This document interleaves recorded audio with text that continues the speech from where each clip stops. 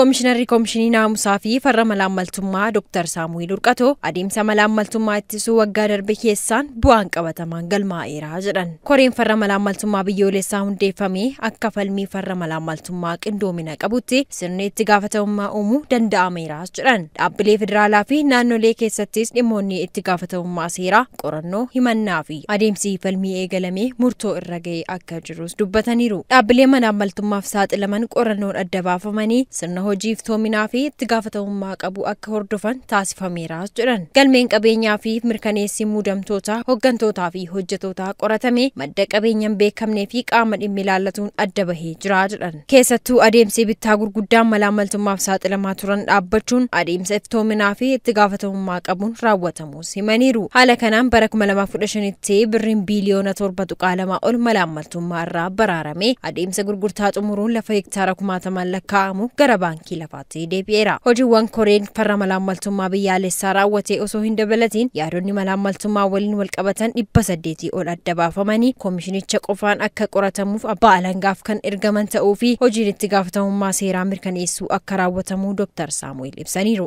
በትላልቅ ግዢዎች እንደዚህ አይነት ሙስና ነኮችን ሂደት ላይ ያሉ አቋርጠን አጥንተን አደምሳ ዳልዳል ጉጉርዶራት ያኮኒ malaammaltummaa yommuu geggeeffaman qorannoon adda baasnee dhaabsisuudhaan bardarba kan keessa tilmaaman garbirri biiliyoon 7.2 hambisuun danda'ameera. Kunis tarkaanfii gaariidha. Kanarraattis naannoleen hojii guddaa hojjetaniiru. Hojiileen haaromsaa iftoominaa fi itti gaafatamummaa dhaabbilee keessatti mirkaneessuuf hojjetamaa jiru waan adeemsifamaa jiruuf gara fuulduraattis tattaaffii dabalataa taasifamuun fayyadamoo akka ta'amus ibsaniiru. ሕግ ማስከበር ማለት ያው ወንጀል ሆኖ የተገኙትን ማስቀጣት ማለት ነው. Seera kabachiisuun hojii akkas yoo hojjetam adabsiisuuf deebisuudha. Hojiileen hagammaatti hojjanni gaarii ta'anis akka biyyaatti garuu hedduutti nuuf. Hojiileen riiformii dhaabbatu hojii akka ittisuu irratti gahee guddaa qaba.